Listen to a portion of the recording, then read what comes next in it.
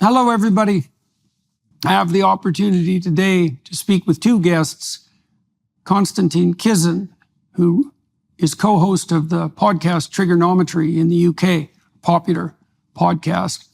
He is a speaker and a thinker who deals with culture war issues, mostly political, insofar as the cultural war issues are political. My other guest is Bruce Pardy. Bruce is a professor at Queen's University, a professor of law at Queen's University in Canada. Recently, the Trudeau woke mob has managed to extend themselves even further into the legal Netherlands with a new bill called C-63, which isn't law in Canada yet, but is soon likely to be. And it is the most totalitarian Western bill I've ever seen by quite a large margin and in multiple dimensions. And that was my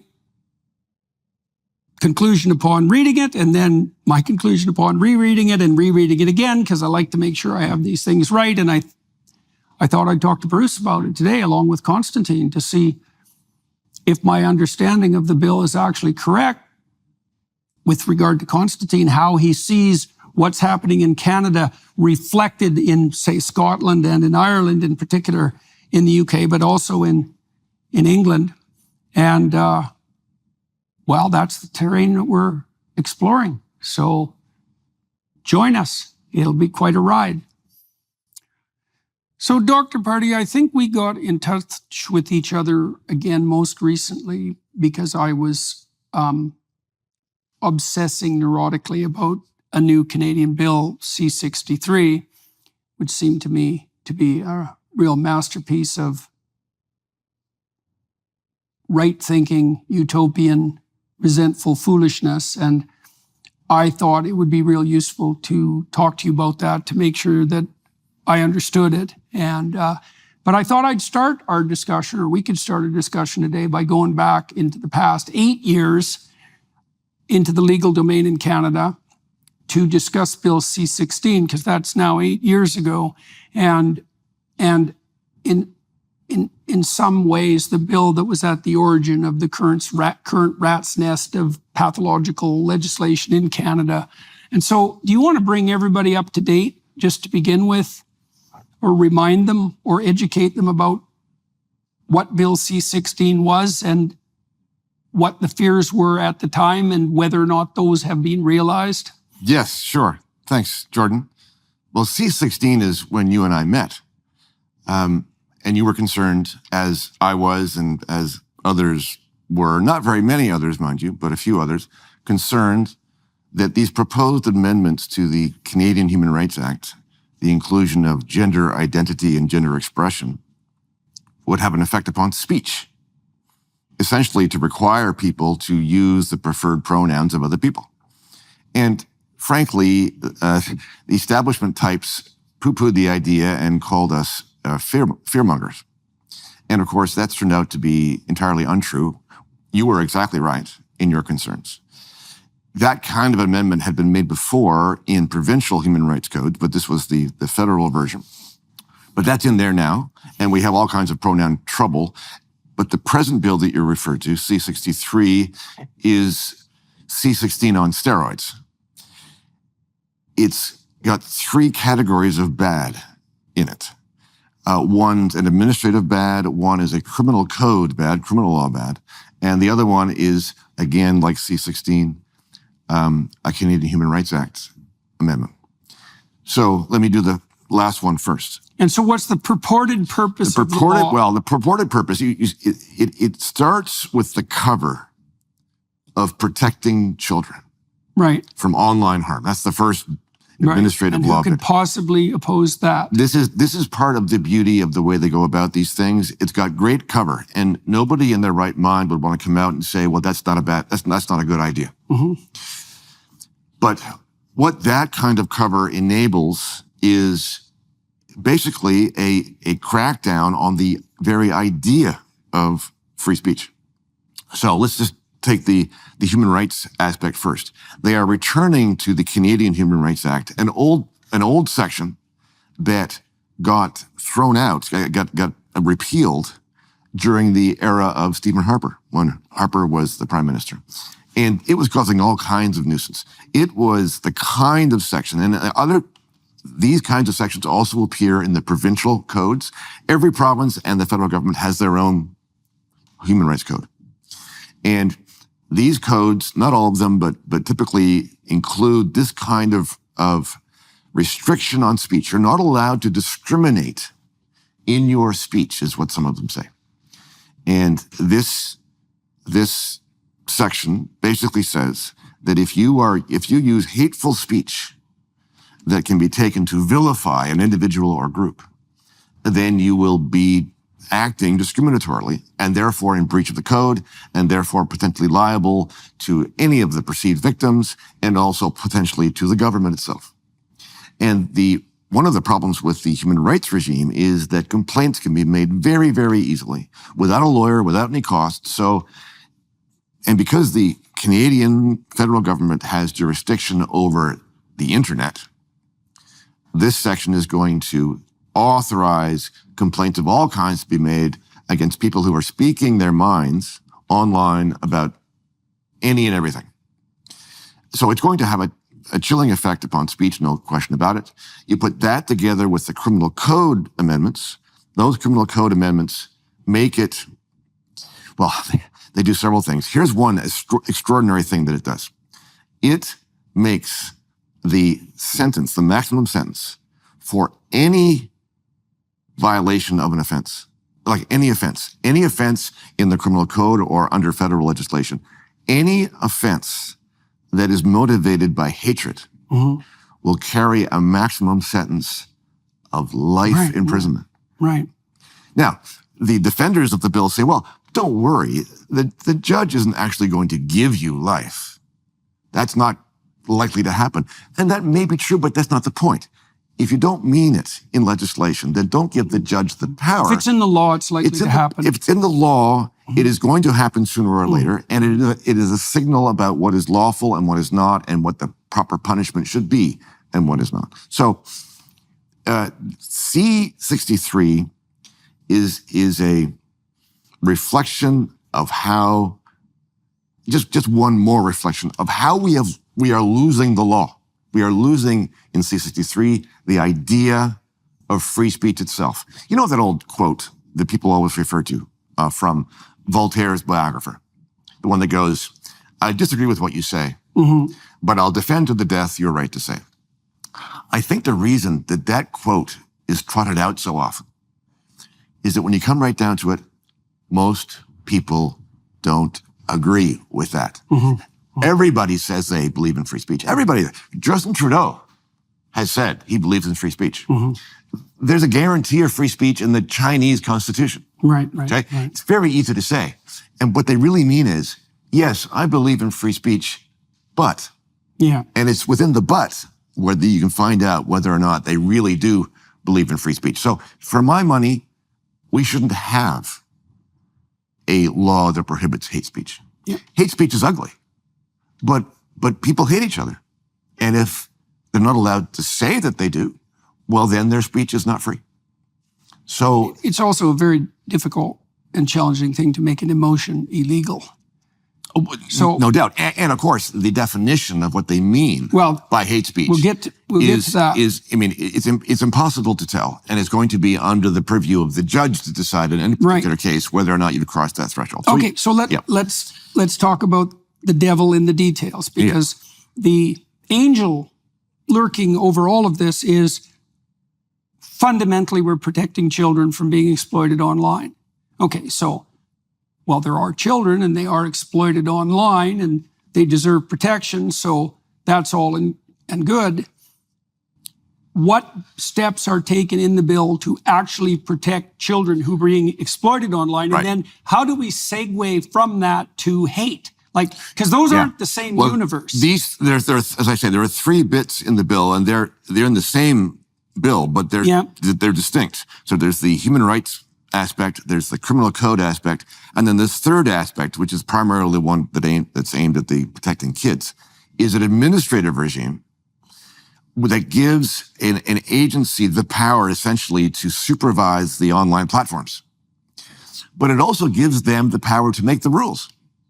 So we don't even know what the rules are going to be. Basically, it just gives the whole control of the thing to a government agency, to the bureaucrats, to do as they think best. Right. In the so name they're of establishing an entirely new bureaucracy. Exactly. Yes. With an unspecified range of power, with a non-specific purview that purports to protect children from online exploitation, but has the possibility of turning into a policing state for the internet per se. And this is often how the administrative state works, right? So this agency will not be policing citizens themselves directly, but they'll be policing the online platforms, and the platforms will thereby censor the people who are using them. So we're not doing it. We're hands off. We're 2 steps removed situation. But in effect, it is the government pulling the strings of the. So to what degree do you think that even the setup of that new administrative bureaucracy, which has very extensive powers and very poorly defined powers, as far as I could tell when I read the bill. Yes. How much of that do you think is actually devoted genuinely? I know this is a judgment call, obviously, but you have to infer that from the legislation. Right. If the legislation was honest and well written, it would very specifically target the target of its purported reason for existence. Yes. Yes. Right. Yes. If it was designed, for example, to produce a more general regime for online policing, to me, that's what it looks like. And if so, is that a consequence of poor legislative design? Is it a consequence of intent? Like, what do you think's going on there? Well, what's going on there is what's been going on inside our law with respect to empowering the administrative state for a long, long time, right? So standard legislation now, at either the federal or provincial level, is authorizing legislation, meaning you pass a bill about a certain subject, and it might contain some rules in it, but it also contains the authority, the delegation of authority to the bureaucrats, to an agency of some kind, to the minister, or to whoever, to a Human Rights Commission, to make policies or guidelines or regulations about certain things. And you can't tell by reading the statute what the rules are. Right. And so you've transferred legislative authority essentially from the legislature to the bureaucracy. And this is not the bureaucracy stealing it. This is the legislature giving it. Because they don't want the responsibility of doing it. And they don't want to have to go through the minutiae of figuring out what the right rules are. So they just shove it off into the back rooms. And this is the way the administrative state works. Now, if I can say, it's a kind of collusion between the legislature and the courts. So the courts, we have these 3 branches of government. Yes, we have the legislature, we have the courts, and we have the administrative state. And, the division between them is cleanest in the American version of things. But in Canada and the UK, we have them as well. And the legislature and the courts are together supposed to be supervising what the executive branch, the administrative state, is doing. Because the general rule is supposed to be the administration, which used to be the king, after all, can't do anything that's not authorized by the legislature. Okay? So these 3 things are checks and balances on each other. Yeah. But now they're all on the same page. And the courts and the legislature are convinced about the need for this expansive, overwhelming administrative state. And so instead of supervising the administrative branch, and the courts, instead of making sure that they stick within their powers, the legislature's delegating to it, and the courts are deferring to it. And so what we end up with... And the legislators don't have to take responsibility. Exactly. In either way. Because we can't find who's responsible anymore. Yeah. Right? It's all sort of a mystery. It's a moving ball. And this is the way administrative agencies and government departments and ministries can be, quote, agile. They want to be agile. They want to be able to respond to societal problems quickly. Right? Yeah. Well, if you're able to respond quickly, that means you have the legislative power in your hands. Yeah. And that nobody else knows exactly what's going on until it happens. And sometimes not until after the fact, even. right? So that principle of the rule of law that said the rule applies to everybody, both the ruled and the ruler. If you have an agile government making rules up as they go along, well, that means by definition, the rules can't apply to them because they have the power to change them whenever they want to. And so we have agile governments who are managing us, managing society, solving social problems. We are in a managerial era in the law. Management, I would put it this way. Management, the ethos of managerialism has supplanted the rule of law as the basic idea. Instead of the rule of law, we have rule by law now, which means that the law is nothing more than a tool for the government to use to create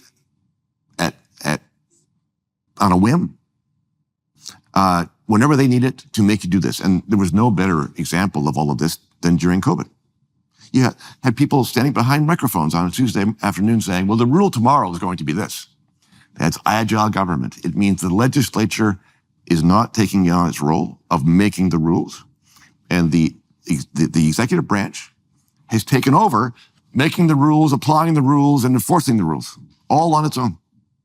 And that is not the way the Western legal system used to work. We have managerialism instead of the rule of law. Konstantin, is there anything so far in Bruce's discussion that's triggered any echoes about similar situations in the UK?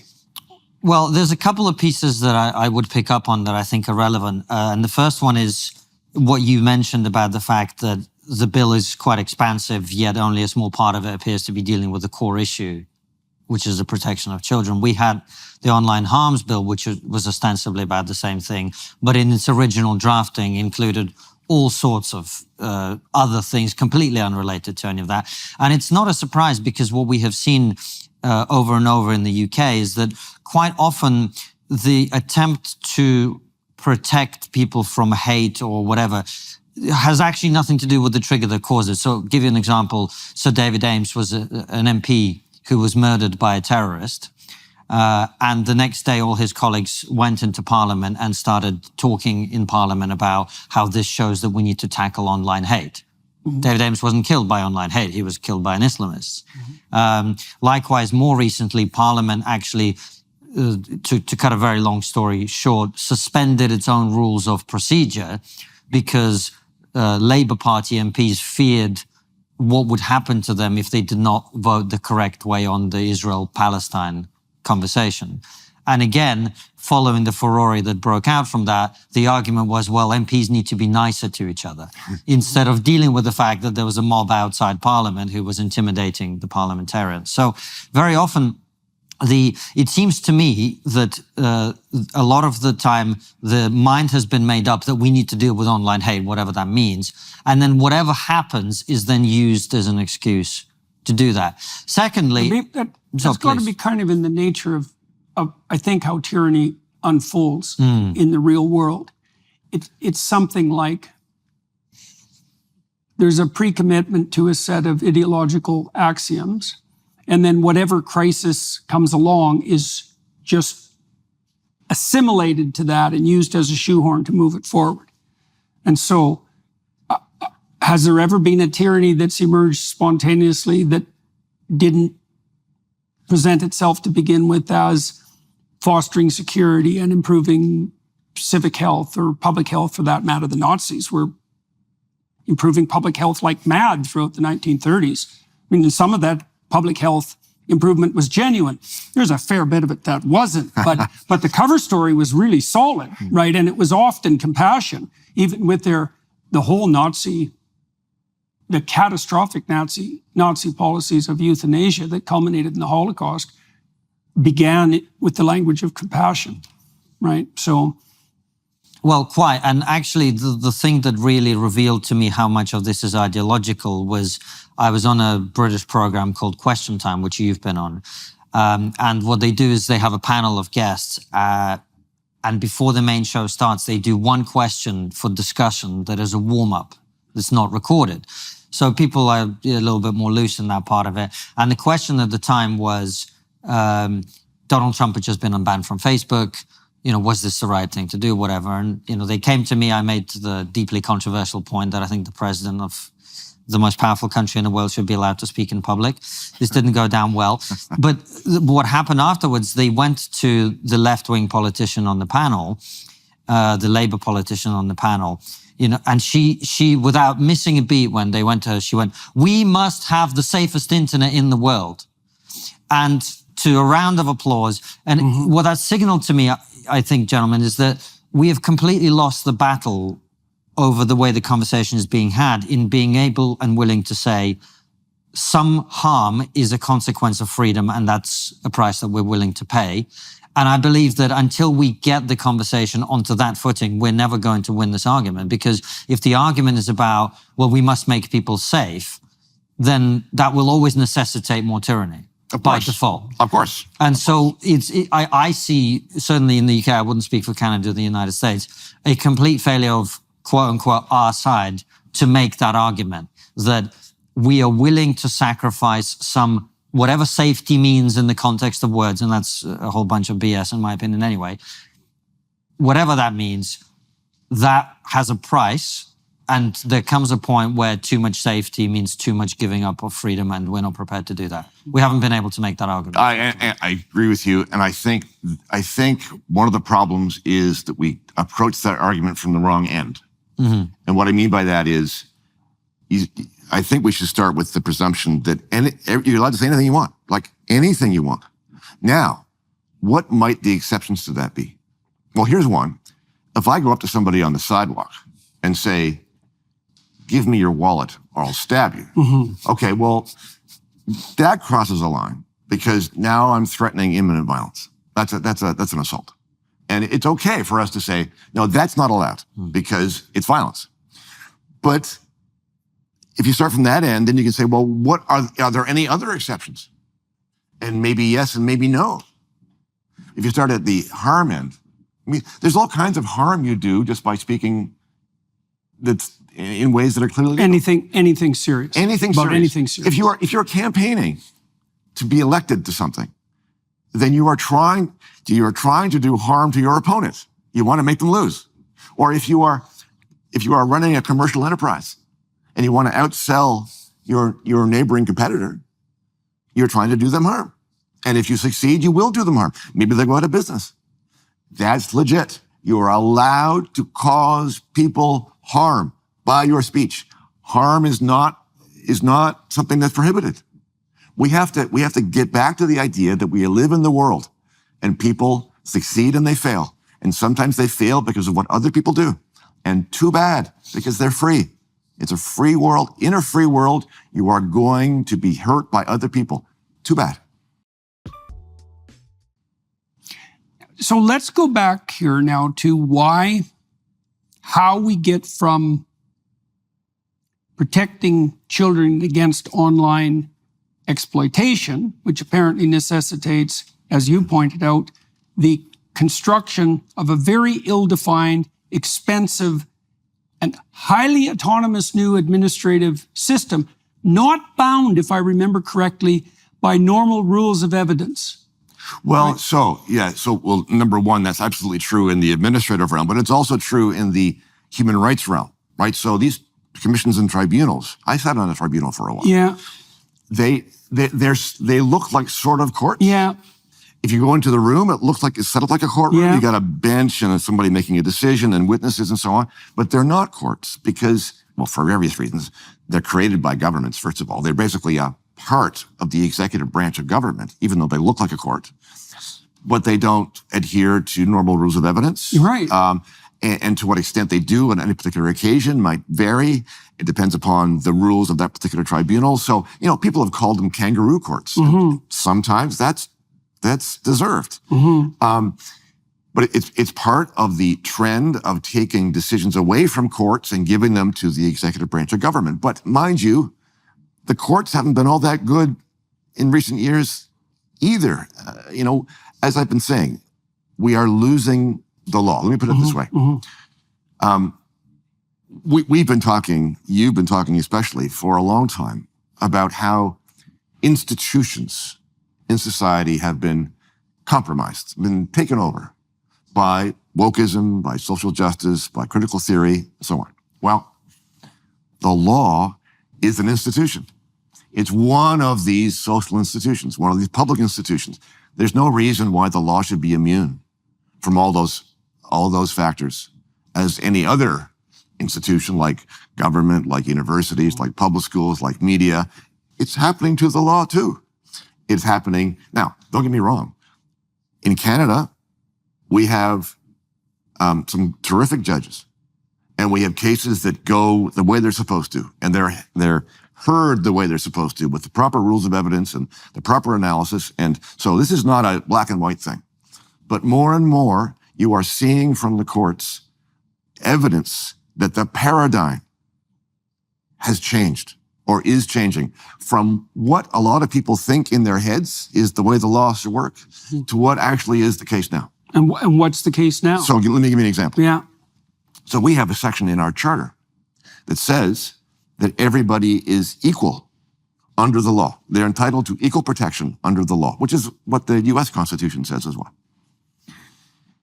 But over the past 40 years of charter jurisprudence by the Supreme Court of Canada, that section now means that people are not entitled to equal protection, that is equal treatment by the law. They're entitled to equal or equivalent outcomes between groups. Right. So let me give you an example of perhaps the most recent important Supreme Court of Canada case on this idea.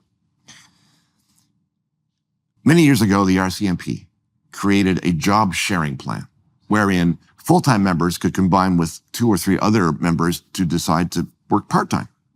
It was voluntary. People who worked part-time, if you want to work part-time and you're working full-time, then we're going to allow you to do that. And we're going to give you a pension as well. And the pension, if you're part-time, will be calculated in the same way that the pension is calculated for the full-time people, which is proportionate to the hours that you work. Okay? Voluntary. Over time, what happens?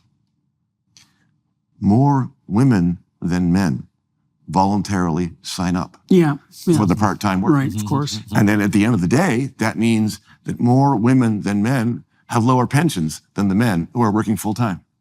Yeah. The program is challenged under Section 15(1) of the Charter. Supreme Court of Canada says unconstitutional. By definition. By definition. You can't have a voluntary equal program that results in different results for women than men. Okay? It's a little hard on the whole notion of voluntary there, isn't it? Exactly. Equal rules, voluntary program, open to everybody, treats everybody the same way. Yeah. Not constitutional. Oh boy. When was that ruling? 2019, I believe. Oh yeah, that's a rough one. Okay, so how did we get from protecting vulnerable children from online sexual exploitation with a gigantic, unnamed bureaucracy with indefinite rights and virtually no responsibility to whatever the hell hateful speech is? I mean, first of all, we might ask ourselves, Konstantin, you can weigh in here too, is like the whole notion of hateful speech, that's a troublesome one for me because there's a obvious element of subjective judgment in it, like a clearly obvious one. And the problem for me is always, as soon as someone talks about hateful speech, isn't so much whether or not there are forms of speech that are detestable, because you haven't lived if you haven't listened to somebody say something detestable, perhaps sometimes in jest, which is a very interesting, variation of that possibility. But like, who decides that it's hateful? On what grounds? And why do you decide the people who are making that judgment? And then that problem's very much amplified, very much amplified. If you open the door, as this bill does, to anonymous denunciations. Sure. Right now, everybody, including every school child who's older than 3, and maybe even at 3, understands that there's almost nothing worse than a snitch. And all children are wise enough to know that even if you are being bullied at school, let's say, it has to get pretty damn brutal and bad before going to report it to the authorities is acceptable or justifiable. Now, you can debate about the conditions under which that should or shouldn't occur. My point is that even kids know that even under dire circumstances, there's almost nothing worse than a snitch. And yet these bills, and we certainly know from places like the Soviet Union, just exactly what happens, or East Germany, what happens when 1/3 of the citizens, which was the case in East Germany, become government informers. It's like trust's gone. The worst people have the upper hand. It's complete bloody catastrophe. Now, in Bill C-63, you have a concatenation of these problems. Yes. Like, yes. okay, now hate speech is going to be constrained, and it can be identified by anonymous informants. Okay, so let's delve into that a little bit. If I got that right, first of all. Well, yes, but let's just back up to your children point. Yeah. Right. So part of the problem is the premise, and the premise is widely accepted because we accept this premise generally now in society because this is where we're at. But the premise is that the government is responsible for keeping people safe, including the children. And that's ignoring the best mechanism we already have to keep children safe, which is their parents, right?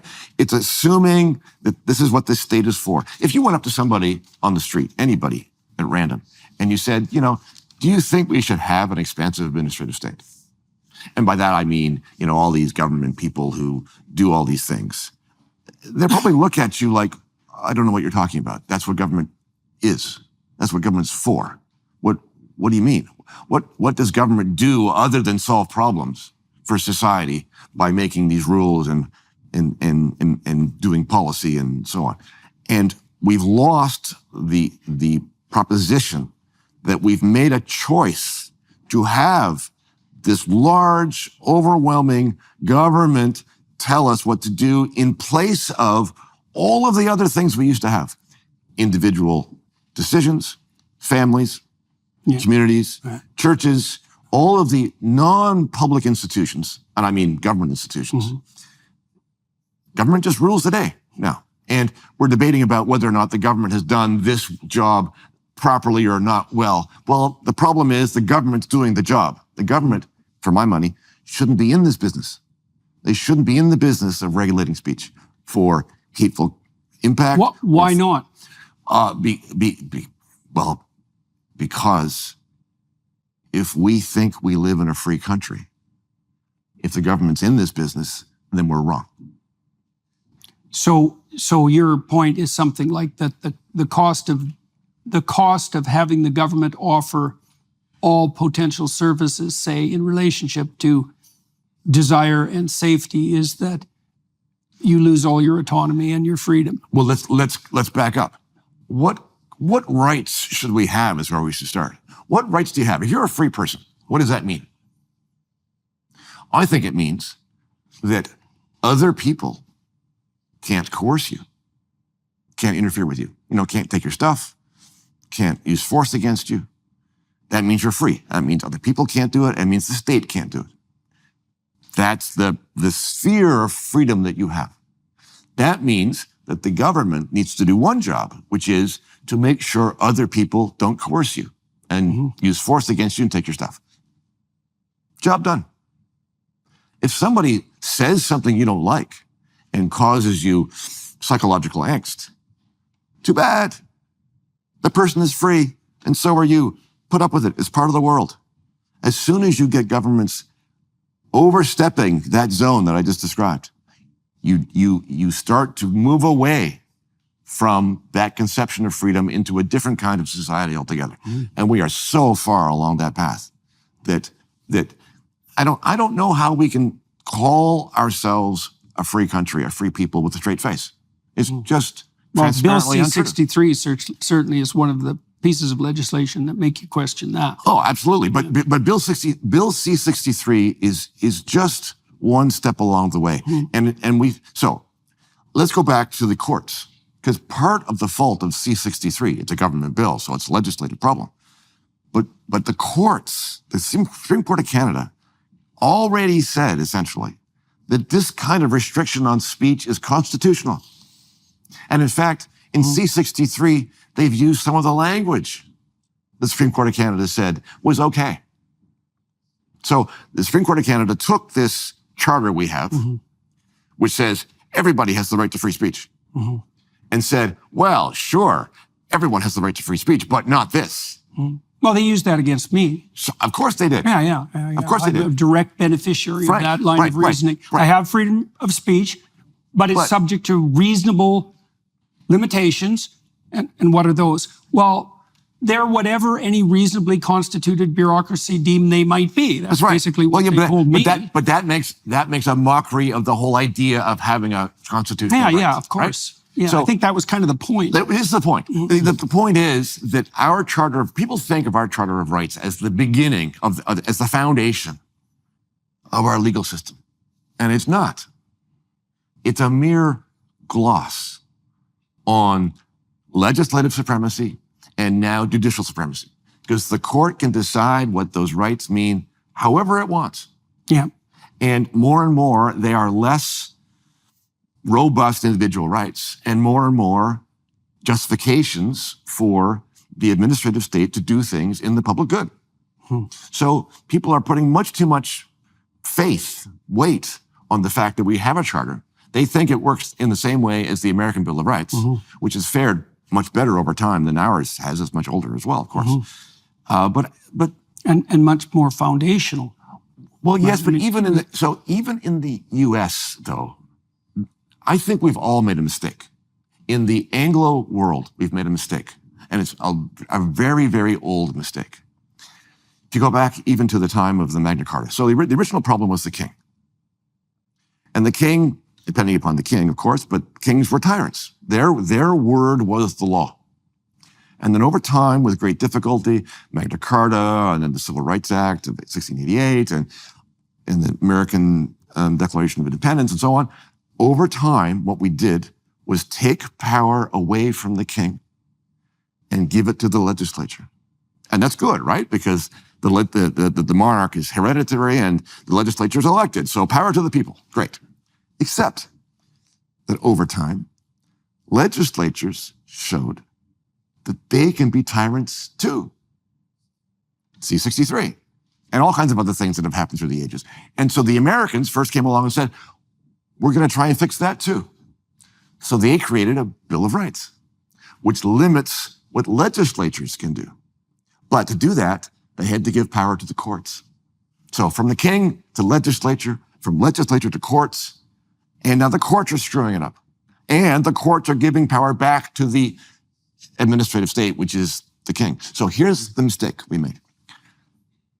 We've been just moving power around from king to legislature to courts to administrative state. We've been moving it around from place to place instead of taking power away. And if you take power away... How about instead of adopting responsibility for? The problem is that in order for that to work, and in order for the rule of law to work, the people in power have to adhere to the idea. So the rule of law worked for quite a while. Like, there are some periods when it was great. Yeah. Right? So the rule of law is a restraint on people with power, on legislatures, on executive branch, and even on courts. And as long as the people who occupy those positions believe in the idea, it works. But our people in those positions do not believe in the idea anymore. They have thrown the idea out because it prevents them from doing what they think their job now is, which is to manage stuff. Because management requires agility. It requires responsiveness. It requires you to get in there and muck about with your hands. And that is not the way the rule of law works. The rule of law is this idea that the legislature makes these grand rules based upon important principles that defines the relationship between state and individual. And we can all tell what it is. We can all go read what they are. It's in the books. The law is there for everybody to know. That is not the way it works now. Now, the law is just for the people in power to control and understand and issue by edict whenever it suits them to make sure that the little people are doing what they're supposed to do. So the rule of law is in direct conflict with what all our rulers think their job now is. Well, there's no glory and virtue to be obtained in applying the law that someone else passed, right? Exactly so. But coming back to your point, Jordan, as well, about who decides what hate speech is. I mean, we have this in the UK where for certain offences, the evidence that the languages are well in, but a non-crime hate incident, which is when you haven't committed any crime, but nonetheless, this will be recorded by the police on your record and potentially used against you in employment interviews and so on, is based on your self-perception of what motivated your offender who afflicted you in some way to do what they did. So if you were to make some sort of joke at my expense and I concluded that it was to do with my immigration status or ethnicity or whatever, I could then say, well, this is clearly a hate incident that you've committed. And the rationale for that would be, well, who would know better than the person who was directly affected, and who's to question that? Than the victim, we might say. Well, and the answer to that, if you have any sense, is, well, what if the purported victim is a manipulative psychopath? And the general response to that is, well, all those people are just victims too. Right? And so, this will get us back into the hate discussion. How do you define hate? Well, you just said you allow the purported target of the hate to define it. And what they do is they say that they feel hated. So it's a second order form of evidence. The primary evidence in principle is their subjective emotion, but you don't have access to that. So you have to accept their record of their subjective emotion. And you accept that in a manner that isn't questionable. There's no higher authority than their say-so. And the problem with that, it's a variant of the problem with the informants, is that only works, well, it would never work. Let's get that clear. Yeah. But that only works in the ideal situation where people have perfect understanding of the motivation of others, which they don't, and also they're not lying.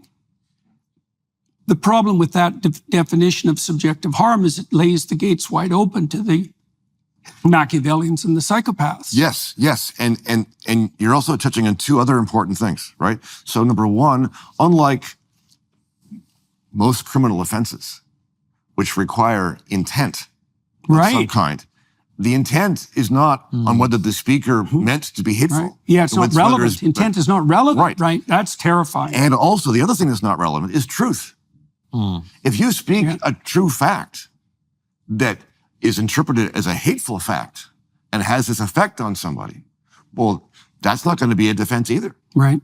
So you aren't, essentially one of the effects of this kind of legislation is to say you are not allowed to speak the truth. Right. Because that truth, regardless of intent, and regardless of historical fact. Yeah. We are outlawing an effect. Yeah, right. Absolutely.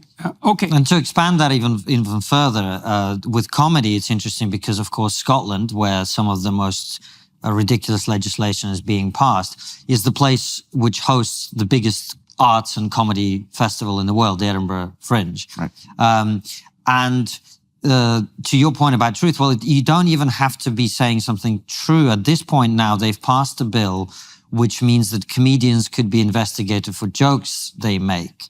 Now, that is a level of detachment from context and reality that is even a level above simply, or someone made a true comment. What if I said something sarcastically on stage as a comedian? And what's interesting is comedy seems to be being very particularly targeted, but nobody goes to Macbeth at the theatre and says, oh, I went to the theatre and then this guy went crazy and stabbed his friend.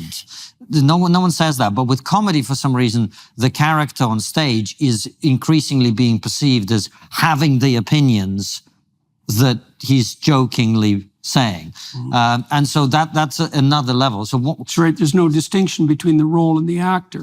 Quite. And what's interesting, if you abstract even further from that, if you've watched Game of Thrones, the scene where you really, truly discover that King Joffrey's gone mad is when he cuts off the tongue of the jester in his court. Yeah. Right. And this symbolism is Yeah, it's perfect. Yes. it's been used throughout history to portray the final conversion into tyranny of a ruler. Well, that's why there was jesters Exactly. in the court. It's like that was one of the ways everybody could tell that the king wasn't a tyrant. Right. Is that he could tolerate his own jester, his That's own right. fool, or welcome him, or find him amusing. That would be best.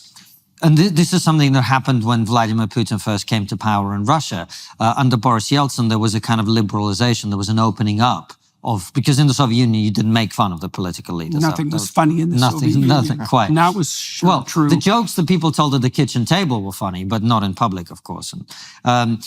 But under Boris Yeltsin, there was an opening up, and we had this amazing TV show, which was the equivalent of the British Spitting Image. I don't know if you had a similar thing. yes. Did you have Spitting No, I know of it, though. Yeah. And it was basically puppets portraying the different political characters. And the first thing Vladimir Putin did when he came to power was to shut that down. So historically, throughout literature and other things, if you're looking for symptoms of tyranny, the shutting down of jokes and humor is right at the comedians are top of that canaries list. in the coal Yeah. mine. Yeah. Comedians and automobiles, as far as I'm concerned. Yeah. Well, they're so emblematic of personal autonomy. Right. Every tyrant hates the automobile. So even though they all want to have one. Okay, so let's delve into the hate issue a bit more too, because in Canada we have protected categories of hate, right? So it's a hate crime if it's, I want to make sure I've got this definition right. It's a hate crime if it can be shown, if your utterance can be shown to be discriminate against a protected class. Well, yes. Like, So it's not merely that you hurt people's feelings, right? It's that Correct. they have to hurt them for a particular reason. Well, it's a discriminatory. So we have these two realms. We have the human rights realm, and we have the criminal realm. And we've had hate speech restrictions in our criminal law for a good while, and they're rarely used. The human rights provisions are much more frequently used because they're much less serious and much easier to trigger, much easier to complain about, and they don't go to a court. They go to one of these tribunals, right? But one of the problems is the dovetailing of this hate speech discriminatory practice idea along with the equality problem that I was just describing before, right? So as with any rule, this rule is going to be applied and interpreted in one direction and not the other. What I mean by that is, if you go around saying that white people are hateful or privileged or colonists or whatever the case may be, that's pretty hateful. If you say if you're white, you are X. You're being stereotypical and you're making a blanket statement about all these people who are white. That's not going to be entertained as hate speech because of the way that our equality law has been interpreted, which is, and this is one thing that the Ontario Human Rights Tribunal said fairly recently, they said, people who are white cannot be discriminated against. Yeah, I read Right? that. But you're not a protected group. They are not a protected group. Some animals are more equal than others. yeah. Exactly so. So this kind of law, the hate speech law, is likely to be interpreted in that way, which is, you can only utter hate speech against protected groups. If you utter hate speech against those other people who are not in one of those There's groups, no then hate speech against the oppressor class. it doesn't qualify. And by the way, this isn't theory. No. This is, No. so in Scotland, for example, they passed this bill on the 1st of April. Of course they did recently. And in the first week of it being passed, there were more reports of hate speech than there had been in the previous several years. And the reason was that many people reported a speech given by Hamza Yusuf, the First Minister of Scotland, in which he was being openly racist against white people. Right. And of course, this isn't considered a hate crime. And, it was the BBC interviewed Hamza Yusuf, where the interviewer and he himself laughed sort of, almost gratuitously. And, how silly, people would suggest, of course, this is complete nonsense. And frankly, he said, I'm not aware of anyone who's not on the far right Yeah. who would report this as Right. hate speech. Right. Yeah. It's an absolute case of some animals are more equal Yes. than others. And the law is, I'm sure you would agree, is written specifically to create that situation. Absolutely. Yeah. Well, and not originally written, but now interpreted, and now this idea has taken Well, on. look, once you create the idea of protected groups, then some animals are inevitably Sure. more equal than others, Sure. right? Okay, so now we have a dynamic where in order for there to be hate, there has to be an oppressor dimension. Yes. Right? And so you identify the dimension. It could be sex, could be race, could be ethnicity, could be gender expression, could be gender identity, because those were added. Then you have a situation where the oppressed end of that distribution can accuse the oppressor end of that distribution of hate speech, but not the reverse, right? So that's basically the game that's being played here. Okay, Right. so how does Bill C-16 tie into Bill C-63 then? Well, one way is this, as far as I'm concerned. So one of the things I was very concerned about back in 2016 was that I looked into gender expression because that became a new category of grouphood, essentially, in Canada, insofar as that was a protected class. So a protected class is a reality that's now got legal protections. That's pretty damn real as far as the law goes. But I couldn't find any distinction whatsoever between gender expression and fashion. In fact, most of the definitions that I found, mostly from the Ontario Human Rights Commission, Yes. because a lot of this mess came out of them, Yep. was the explicit insistence that gender expression was fashion, because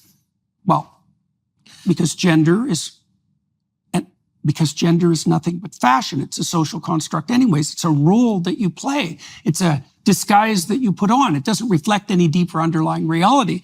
Well, okay, that's complete nonsense, but that's okay.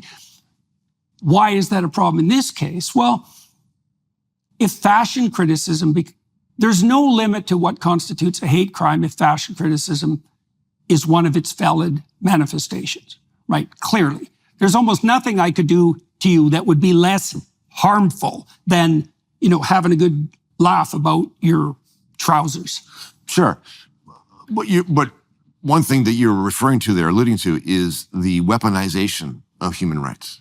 Yes. So if you go to an earlier conception of human rights, you could describe them as the right not to be abused by your government, not to be thrown in jail without due process, not to be censored for this and that, not to be tortured. Those are human rights. But today, human rights consist of the rights of some people and groups to insist that other people in groups. Embrace their own decisions. Yes. Right? Or So else. if I decide that I'm a man and you don't call me by my pronouns, then you are guilty of a violation of my human rights. That's a very new idea. That is not where we started with this. That's a weaponization because it means that human rights are a zero-sum game. If I have human rights, that means you have less because I can insist that you behave in a certain way. This is about individuals now being able to determine how other individuals will behave.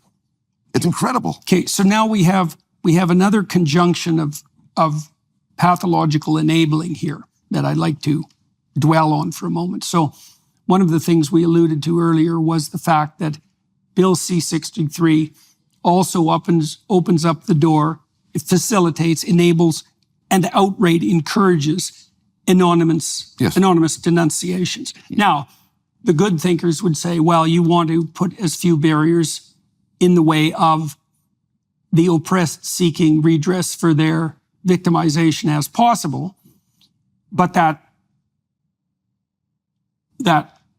omits one very important detail, which is that if you can denounce for zero cost, then you weaponize denunciation and you put the entire power of the state Yes. in the hands of anyone who wants it. Yeah. Right? And it's anonymous. And so to what degree in Bill C-63 do you get to face your accuser? Right?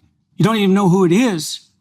So you can be accused regardless of your intent, regardless of the factual reality of your utterance, by people who do not have to identify themselves or take any responsibility whatsoever if their denunciation turns out to be false, who are rewarded for doing so, who you do not get to confront. Well, at that point, I don't see you have a law system at all. You have rule. You don't even have rule by mob.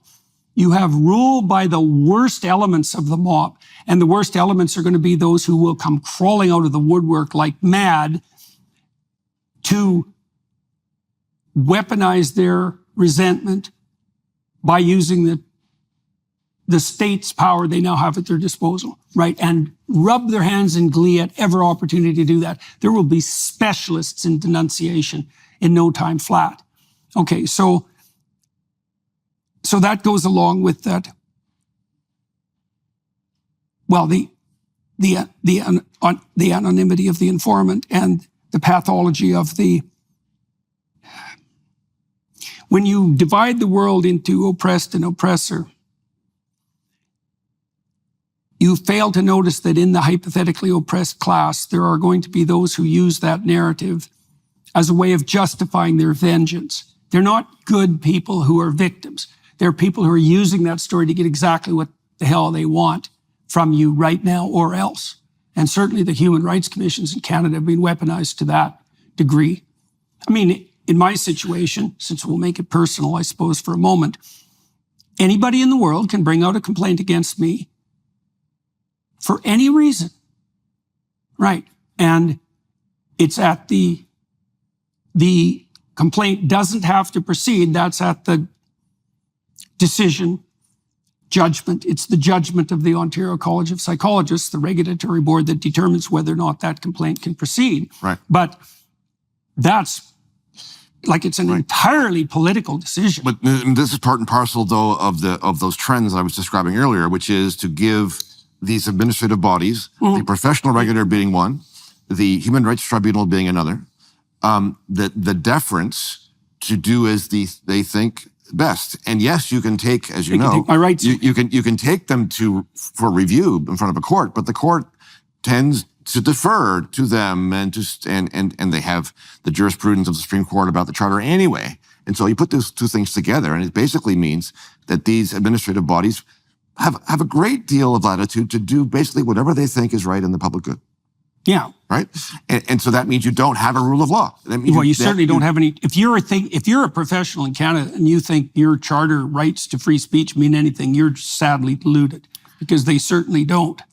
So, right. Okay, so let's go to the next most fun thing about Bill C-63. This is the part where it moves from sort of jaw-droppingly incomprehensible to absolute theater of the absurd. Mm-hmm. I had to reread this section like 3 times. Yeah. Before I could believe it was true. I thought I must be misunderstanding this. I had the same experience with Bill C-16, I guess, when I read about gender expression. Yeah. I thought, surely this can't mean fashion, because it certainly looks like it means fashion. There's no way it means fashion. It's like, nope, definitely means fashion, and purposefully so. It's like, okay, fair enough. Okay, so what have we got on the absolutely absurd side of things? Okay, so this is my understanding, and I'm not a lawyer, so maybe you can help me weed out any inaccuracies in my representation. So my understanding is that I can go to a provincial magistrate and I can say that I fear that someone I know may commit a hate crime, let's say this year. I have good reason. The good reason would be my fear. So that would be my proclamation that my emotional reaction to this person's possible misbehavior is real. Not even that the threat is real, but that I'm afraid that it might be real. Right. And that magistrate can act on that by, well, the penalty laid out in the bill, as far as I can tell, was, well, if you're the person who is eliciting the fear, then you get to have an ankle bracelet on for a year, and you can be essentially confined to your house, and the court can determine who you can talk to and who you can't talk to. And they can also require you to have your bodily fluids monitored. This is one of the elements of the bill I didn't understand at all. It's like, where the hell did that come from? So they could put restrictions on your right to consume alcohol, for example. I suppose marijuana will probably still be okay as long as the Liberals are in power. But, All right. but anything that would, in principle, heighten the probability that you might commit the hate speech. And so, and the penalties, well, that's basically that. That's basically that part of the bill. Now, that doesn't seem, that's a pre-crime, right? It's a pre-crime. It's pre-crime. Now, Right. Now, it's not like this is a brand new idea. So there are already provisions in the code that allow for pre-crime solutions before a crime happens in some circumstances for some crimes if a court is satisfied that there is a threat.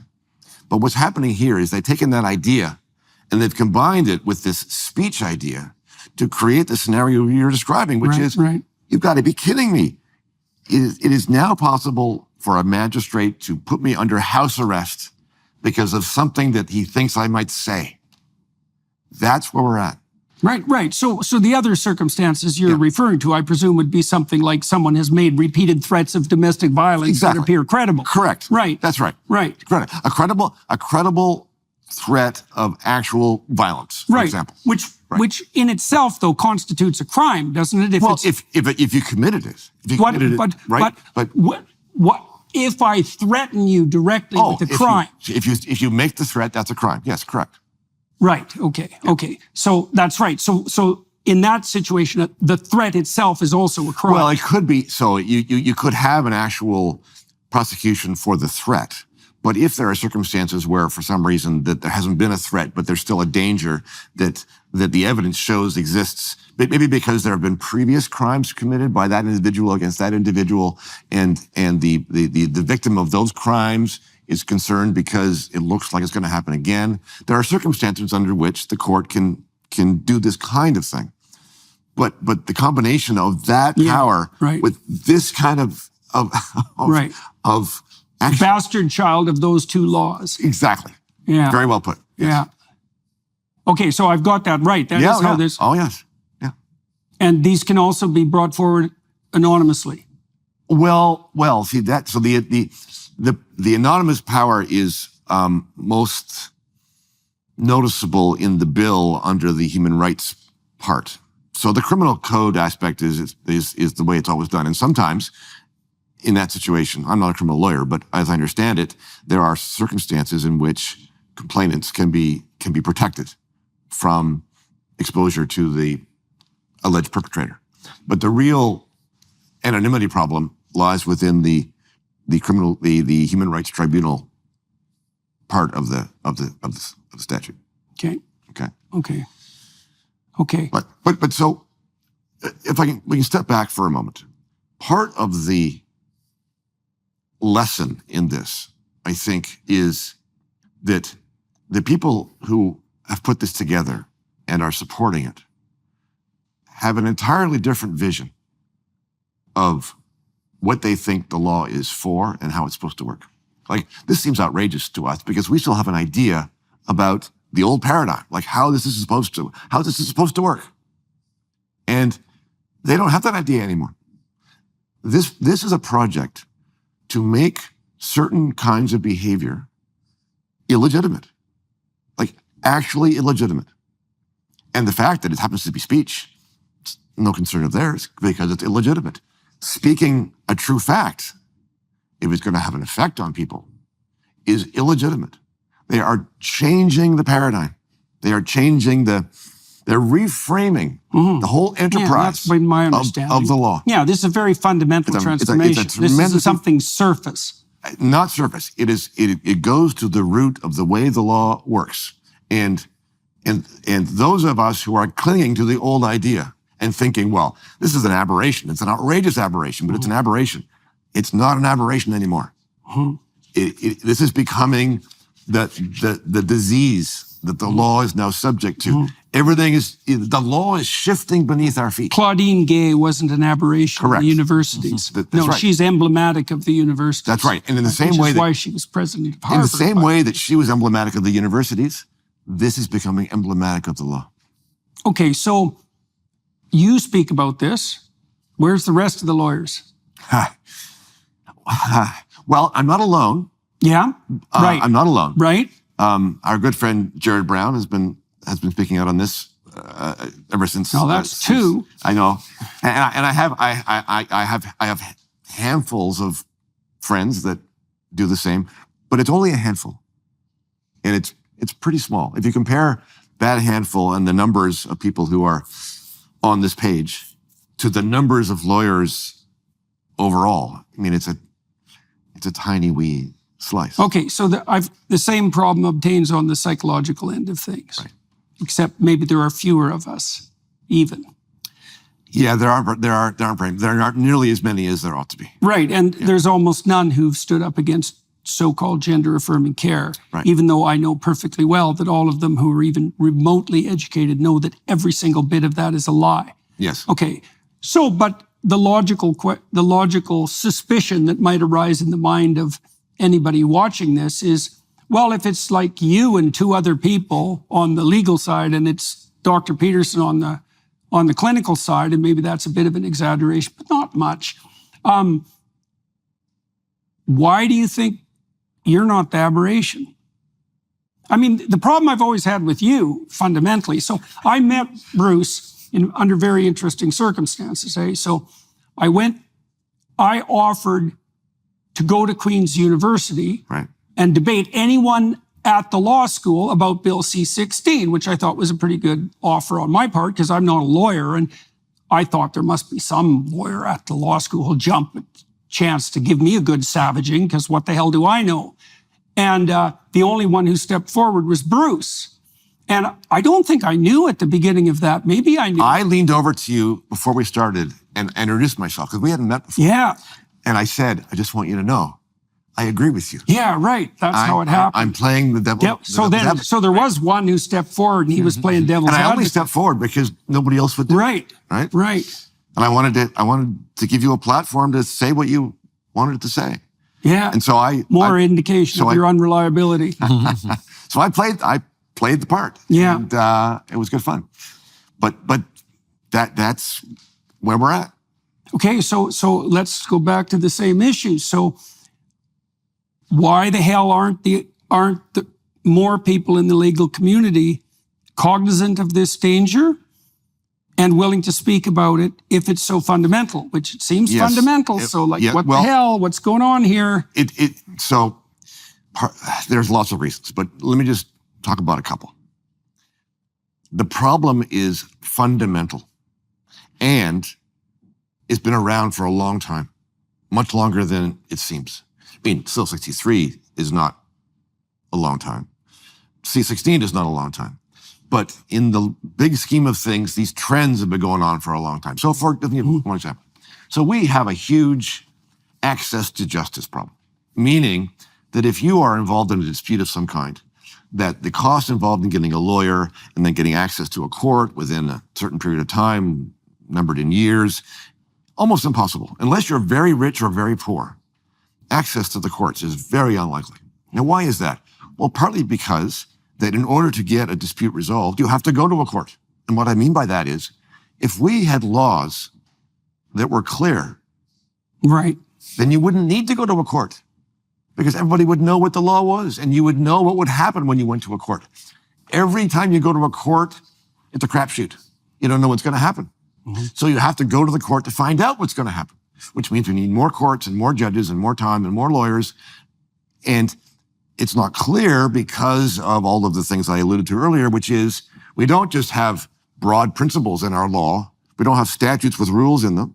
We don't have cases that are consistent from case to case to case to case. We have one-offs. We have regulations. We have guidelines. We have lots and lots of rules about everything, and you still don't know what the story is because the laws move over time, and they won't tell you what the law is right now, and you don't know where the law is and who's making it. The whole thing's a mess. And so this state of things has existed for quite a while. Quite a while. It's the ocean in which lawyers swim. They're the fish in the water. They don't see the water. It's just the life that they are used to. They think their job is to make their way through that ocean for their Okay, clients. so that's sort of the run-of-the-mill lawyers. Well, it's not just the run-of-the-mill lawyers. It's even, I mean, look, we have a lot of good lawyers who are very skilled at what they do, but they're skilled within a certain system, the system that we have. And questioning that system is not part of the job of being a lawyer in the normal sense. Yeah, fair enough. Right? Yeah. So it's not about competence. It's about having the time and energy and perception and caring. How many experts in constitutional law, in the history of constitutional law, are there in Canada? Dozens, hundreds. So what's up with them? Well, they largely embrace the going story. The How narrative. did that happen? Well, it has partly to do with legal education. The law schools, for the most part, have become captured, like all other institutions, by a certain kind of ideology, critical theory, social justice, and so on, that we know very well. Right. And so really, once that's got the universities, that's pretty much game over. a lot of this trouble can be traced back to the universities. That's where the social justice, critical theory stuff began. When it came over from Germany, where it started between the two world wars, and then you can trace that back to Marxism. I mean, it's a whole long story, and I'm not a sociologist, but you know the story better than I do. But the universities are a main source of all the trouble, and they've been graduating generations of students who have these ideas in their heads, and not just lawyers, but people of all kinds, right? Who now occupy the professions and the governments and the public schools, and they certainly make up the managerial class. Exactly so. And the managerial class is our elite. People think that our elite are the widely successful entrepreneurs, and there are a few of those. But our actual elite is the managerial class, the ones who the ones who don't like getting honked at in Ottawa. Exactly. The ones who decide how society is going to run. And those people are, and their interests, the interest of those individual people are in having this system carry on. And that includes a lot of the lawyers. I mentioned, the problem I had with you. And the problem I had with you is that you don't make a very convincing right-wing crackpot. Well, I mean that. You don't fit the mold. Because the logical thing to do, to assume if someone is standing up against the consensus, generally speaking, is that they're wrong. Now, sometimes they're right. Sure. Right? And that's the problem. Right. And, you've always struck me as, let's say, suspiciously reasonable, right? In the way that the demagogue types just aren't.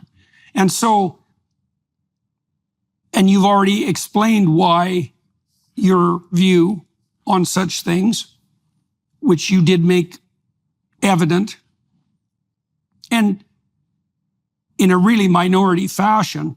I'm trying to think of other lawyers that I knew, certainly university lawyers. There was no university lawyers.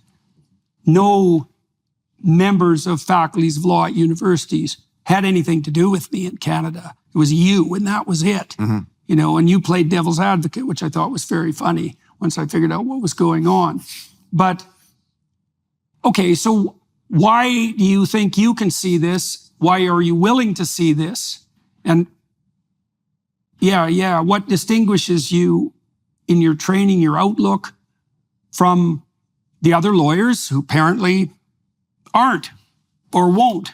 Oh, I don't know. I can't tell you that. I'm not inside their heads. I don't really know. I've always been suspicious of government. I was suspicious of government authority ever since I can remember. I think when I was in public school, I thought, how awful to have this person at the front of the class who's not that smart and yet has power over me. So some underlying suspicion of authority as such. Sure. Right. But you still went off through university to Well, and I wanted to go to law school, not first and foremost to be a lawyer. I wanted to go to law school to find out what the rules were so that I could tell people who wanted to interfere with me what the rules are. I had to back off. right. I see. And what I That's a discovered, different what I motivation. discovered was there are no such rules. There are no such rules, as it turns out, that prevents government authorities from backing off, because the whole system is designed to give them authority to do that. So how did you manage with that attitude to have a successful career in academia in faculty of law? I mean, you've had a very successful career. You have a very, you're actually not canceled even. That's true. Yeah. Yeah. So how do you survive at Queen's or even thrive? And how did you manage to have this attitude and also manage a career in that environment? I think you have to enjoy the exercise of trying to figure things out and then point it out, even if the people you're pointing it out to aren't listening. And I know that doesn't sound like very much. Well, but that usually just gets people canceled. Well, not if you do it in a certain way. That's what I'm asking. Yeah. What's the way? You can never make it personal. It's not about that person over there who thinks X. They can think whatever they want. See, I'm an actual libertarian. I think it's fine if people believe what they believe and they want to do what they want to do. I'm totally fine with that.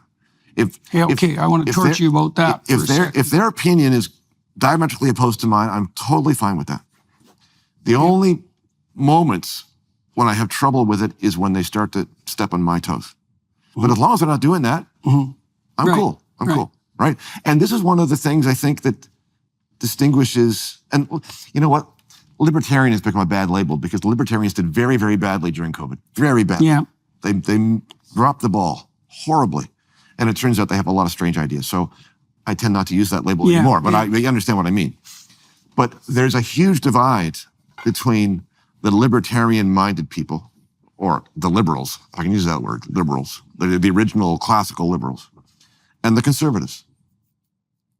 And in a sense, you're standing astride the chasm between these two groups, right? Because the conservatives have a lot of them have a very clear idea about what they think is right. Fair enough. People should have an idea about what they think is right. And the classical liberals know what they think about the law. And the mistake, for my money, that the conservatives make is that they fail to distinguish between two different questions. The first question, which is entirely legitimate, which is, what should people do? How should people behave? Okay, let's hear how you think people should behave. Totally fine with that. The next question is not the same question, which is, how must people behave? There's a conservative inclination to want to take their philosophy and make it into law and to make people do what they think is right. Now, right, and that's often what made the conservatives, what would you say, yes, undesirable to the more classic liberal types. That was the place that put those two camps at odds. Yes, and it's one reason why I think the progressives today, the ones who are now in power, why they carry such an animus against conservatives. Because there is some kind of a memory there Of force. When the conservatives were ascendant, here's the kinds of things that you did. You know, you outlawed gay sex. You censored us about pornography and obscenity and heresy and sedition, and you prohibited alcohol. And the conservative record on freedom is not very good. And so from a libertarian or a classical liberal point of view, they're missing the boat.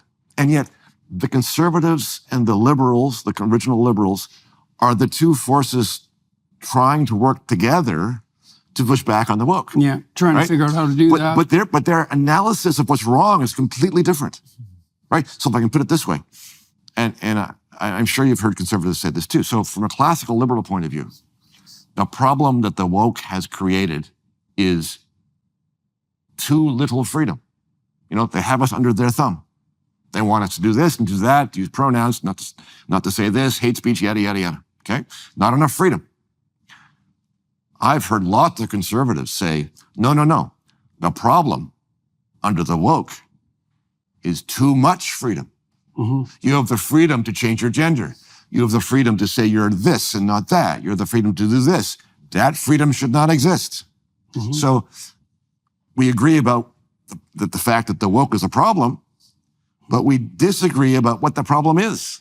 And our solution is diametrically well, opposed. that's going to make us weak too. Absolutely. Okay, so let me offer two contradictory responses to that conundrum. Yeah.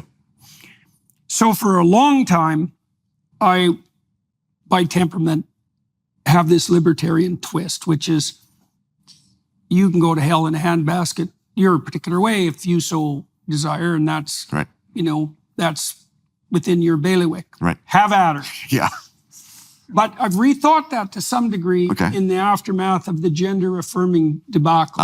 Yes. Right. So for a while, I was thinking with regards to so-called gender-affirming care, I'm not exactly sure even what terminology to use. It's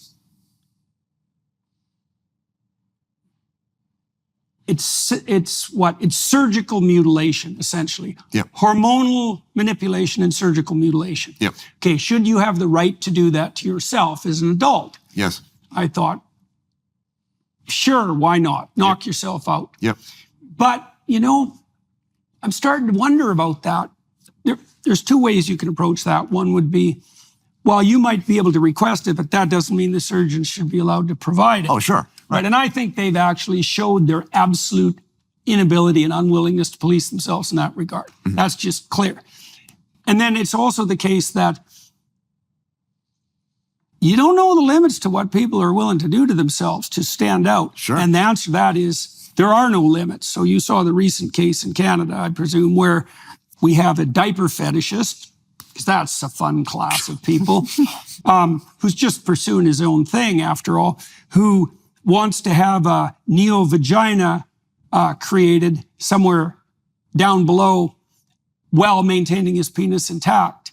And he couldn't find anyone skillful enough to perform that particular act of butchery on him in Canada, found someone in Texas, and then sued the Canadian government Right. for paying for it. Right.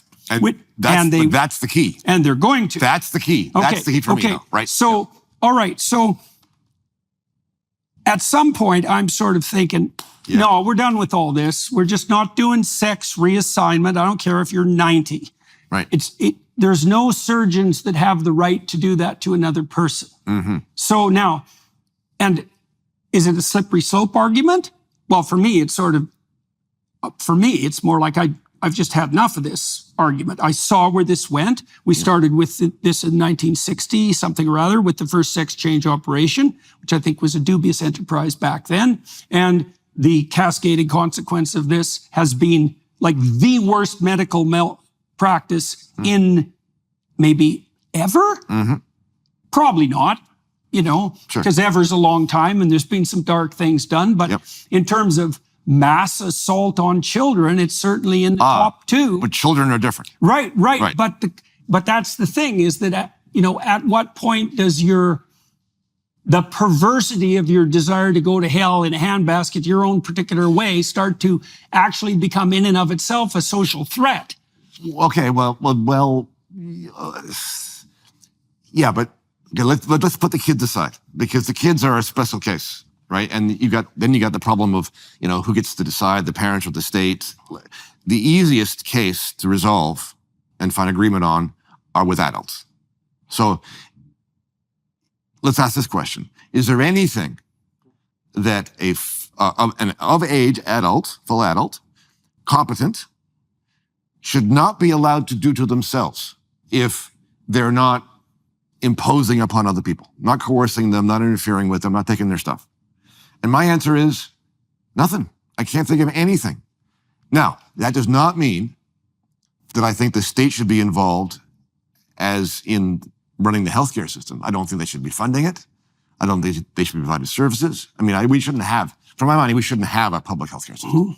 But so if you take that away, it's like, in other words, you should be allowed to go, if you can find a doctor to do this strange thing that you want done to yourself, and the doctor agrees of his own free will, and you agree of your own free will, and you're willing to pay the doctor, as far as I'm concerned, the fact that I think it's weird and strange and wrong and harmful, I'm not the king. So I don't think my opinion about it has any relevance to it. And that applies to gender surgery, it applies to assisted suicide, it applies to prostitution, it applies to drugs, it applies to anything. Because it's not my life. It's their life, and I don't want to impose there's also the danger there of deciding who's going to make the judgment. Exactly. It's not like it's a risk-free There's no prohibition that's risk-free. Right. It's just the problem I'm having with that more and more, Bruce, is that there's kind of no end to the number of monsters who are going to crawl out from underneath the woodwork, as we've seen. And that's going to get worse. Yes. And so, you say, if you can find a doctor who will do that, I mean, I would respond, if I was making the contrary case, is that there are things that if they were actually doctors, they wouldn't do. Right. Right. And so we already saw in Canada, I think, the removal of 2 fingers. Right? That was a month ago. Could be. Right. Because the person had a form of body dysmorphia and claimed to be at suicide risk unless the fingers were removed. Right. Well, let's take an easier one then. How about assisted suicide? Now there are three models of assisted suicide. The conservative one is no, can't do that. It's not moral.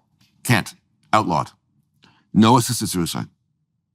The progressive version is the one we have in Canada, which is it's publicly funded.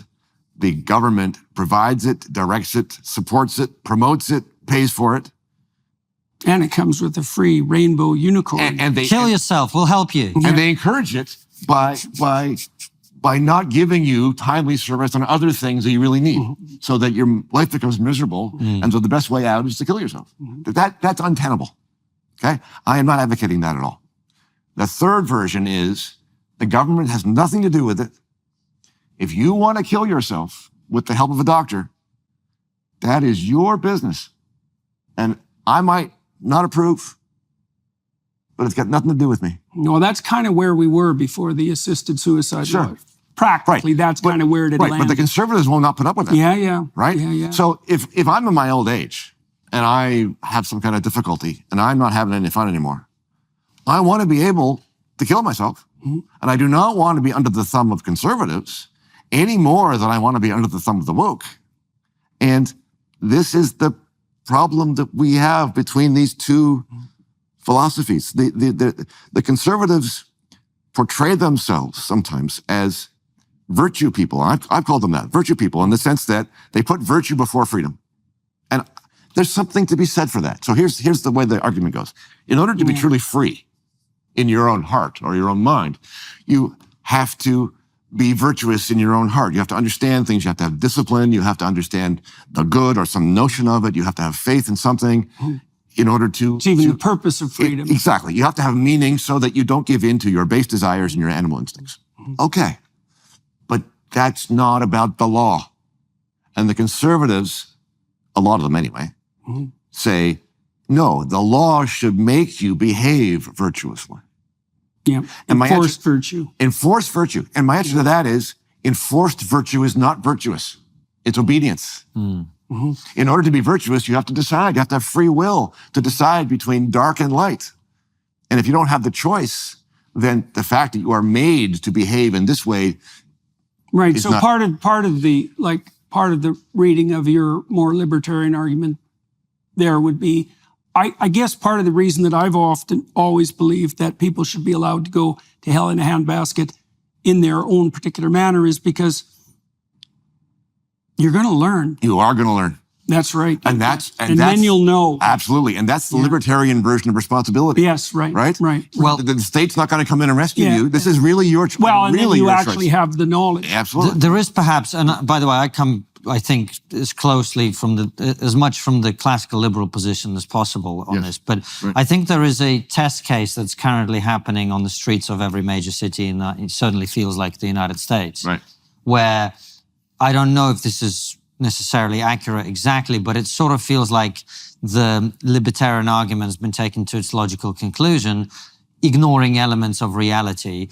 So that's why you have mentally ill people on the streets of Los Angeles and San Francisco and New York and elsewhere, because, well, they've got to be free, right? We can't put them in a mental health hospital because and those hospitals used to be terrible, objectively, right? So getting people out of the tyranny of that institution, I guess, was a good thing. But now they're on the street taking drugs. And the question is that freedom?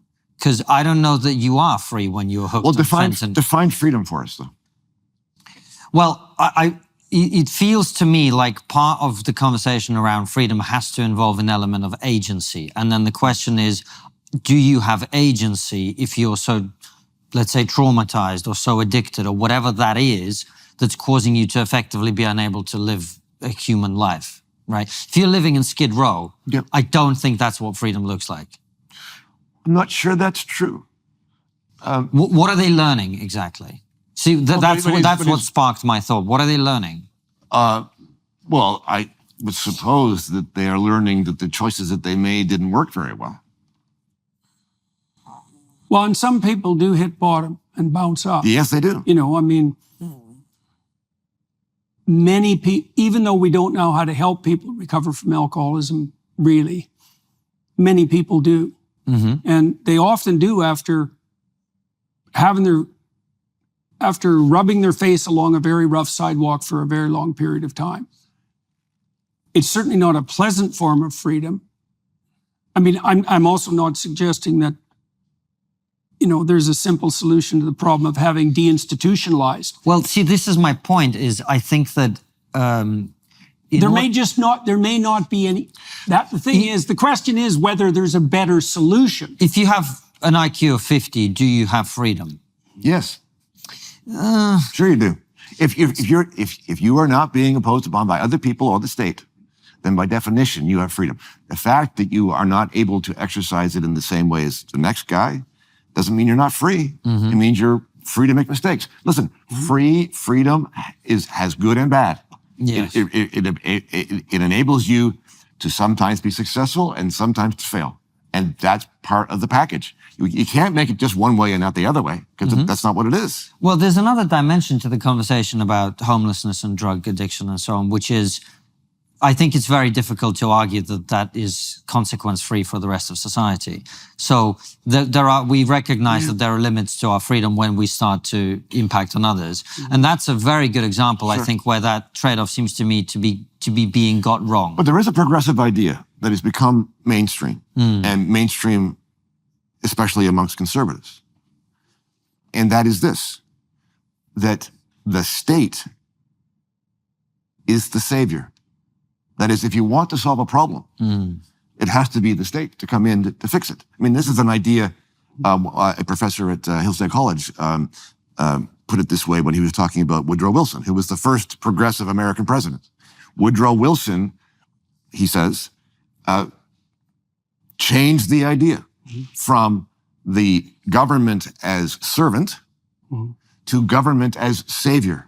As in, if we're going to fix our problems, it's got to be the government who does it. Well, yeah, with the corresponding assumption that if there's a problem, that's evidence of government inadequacy. Right, exactly so. And part of the reason we think that so thoroughly now is that all those other institutions that used to exist are gone, because the government came in and pushed them all out, right? So when you have people on the streets, the only place to turn to is the state. And that doesn't mean it's a good call. I think it's a terrible idea, because everything the government touches goes to rot, even stuff that's already rotting. I mean, part of the reason those people are there to start with is because we have an overwhelming and expansive administrative state. And so to suggest that more of that is going to fix it, no, it's not going to happen. No, I certainly wasn't suggesting that. But I do think it's an interesting case for the libertarian argument where it starts to break down. I used to be pro decriminalizing all drugs. I think increasingly that conversation about how certain things impact your agency is important. Try that with alcohol, though.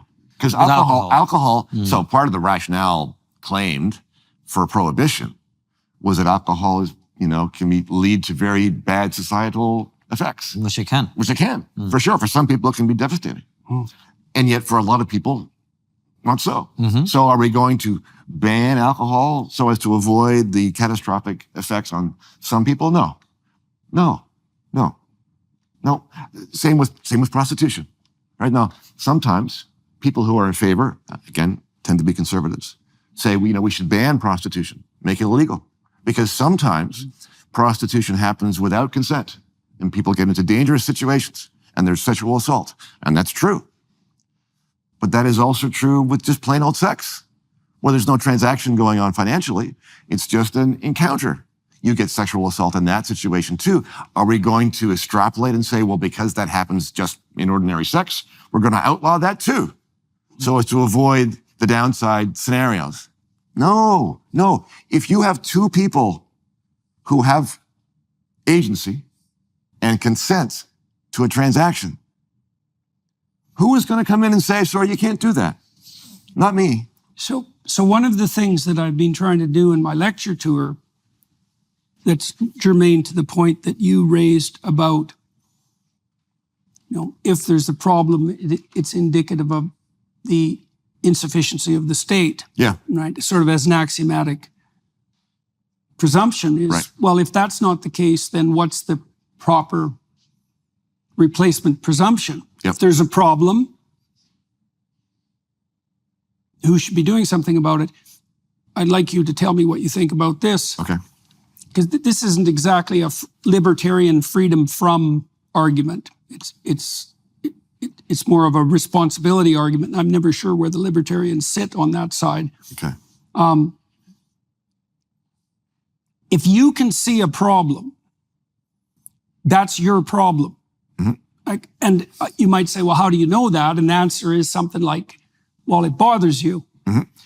So there's a cardinal, Cardinal Newman, who is famous for his defense of the idea of God. And there's a long line of theological speculation that one of the ways that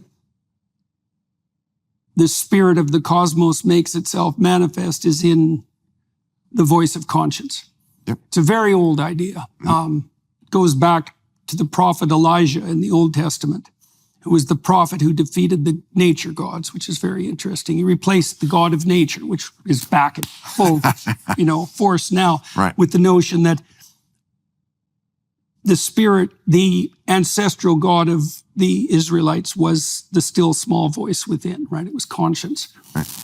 And if you see a problem in the world and it bothers you, that's a direct indication that you have something to do. Yes. It's part of, I would say it's part of the landscape of meaning that reveals itself to you. Yes. It's part of your responsibility. Yes. You might say, well, what can I do about it?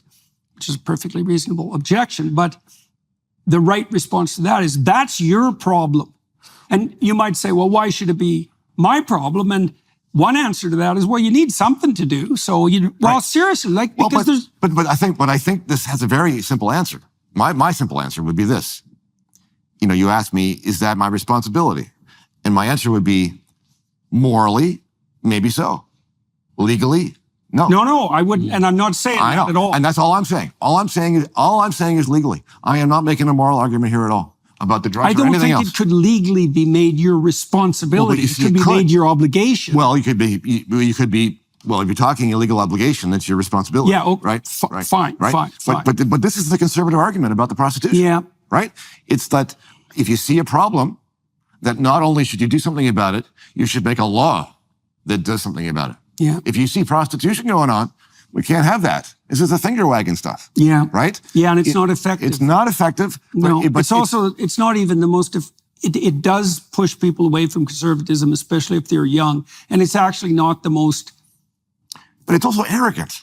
It's arrogant in this sense. It assumes it's a top-down thing. It's like, well, there's a few of us. It's the religious hypocrite. There's a few of us up here who understand what's best for everybody. Yeah. So we're going to make the rules from now on. Which sounds a lot like the progressives. Exactly my point. Exactly my point. Yeah. The progressives and the conservatives of this ilk, anyway, have a common idea. I mean, now, the particular virtues they believe in are completely different. Yeah.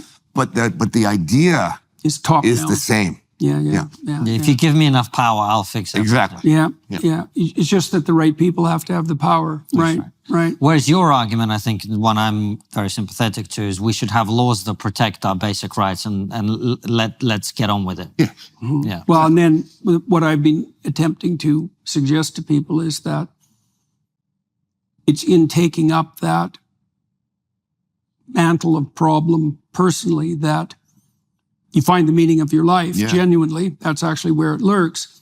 But that's also what protects you against tyranny, because if everyone did in their local environments what they're called upon to do, there wouldn't be a lot of unsolved problems lying around for the tyrants to point to, freak out about, and mop up. Right. So there's a real, in the Old Testament story, in the Exodus story, there's a dynamism between slave and tyrant, right? Yeah. One needs the other. One produces the other. The slaves call for the tyrant to emerge. And the tyrant becomes contemptuous of the slaves and ever more tyrannical. It's a dance. And the way that's technically solved in the Exodus story is it's solved by Moses' father-in-law, who sees the Israelites trying to make Moses into a new Pharaoh because they're all slaves and whining about and being victims and, pining for the tyranny.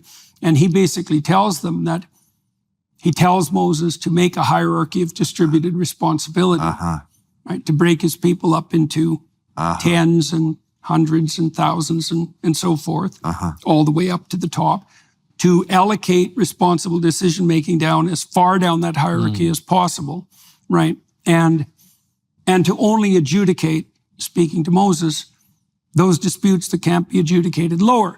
Well, why? Well, Jethro says there's two reasons for that. The first is, well, you'll stress yourself out because no one can take the responsibility for governing an entire people. So it's just not bearable, and you'll turn into a tyrant, and that's not good either. But worse, and this is the more subtle point, is that if you alleviate the people of that responsibility, they'll just stay slaves. Yes, absolutely. Well, I think that's exactly right. That's a more responsible libertarian argument. It's like, well, you need to be able to learn from your mistakes, which is why you should be able to make them. Right. You still have that problem of, well, how big a mistake till you start taking other people out, and that's something I think that's subject to continual negotiation. But I don't think there is a substitute for a distributed hierarchy of responsibility. And so what that seems to imply is, well, as marriage decays, so people abdicate responsibility for that. As the nuclear family decays, because people abdicate responsibility for that, and local community organizations and the church, all of that abdicated responsibility is vacuumed up by the state. Yes. Right. Yes. Yeah. Exactly.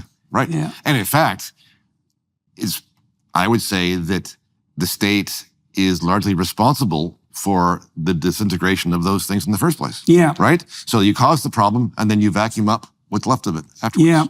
Yeah. Well, I wrote a paper with Jonathan Pajot for the ARC on the symbolism of the Whore of Babylon and the scarlet beast in Revelation. And so it's an image of the end times, right? And the end times has two archetypal elements.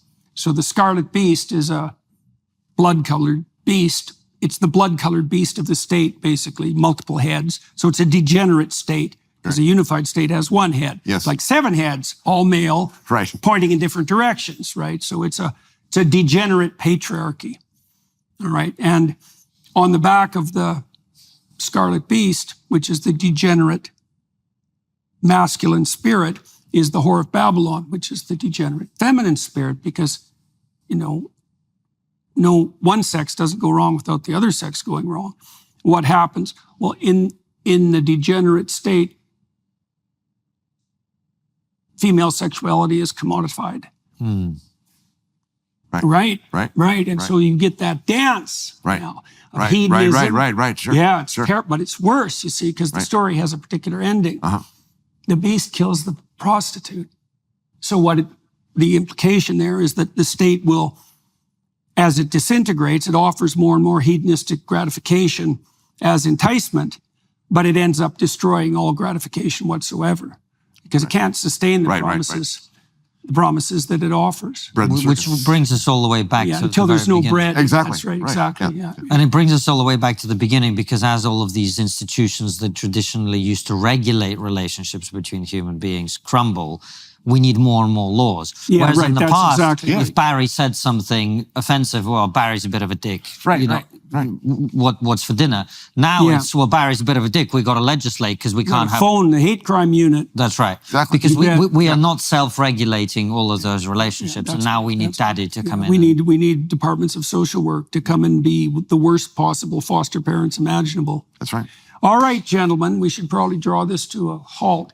For those of you watching and listening, most of you know that I generally continue these interviews for another half an hour on the Daily Wire Plus side of things. And I think what we might turn to in this particular occasion is solutions, potential solutions, which we didn't have an opportunity to discuss, concentrating more on laying out the apocalyptic landscape, so to speak, particularly in Canada, but in a manner that's like illustrative of what's happening, I would say, generally in the West.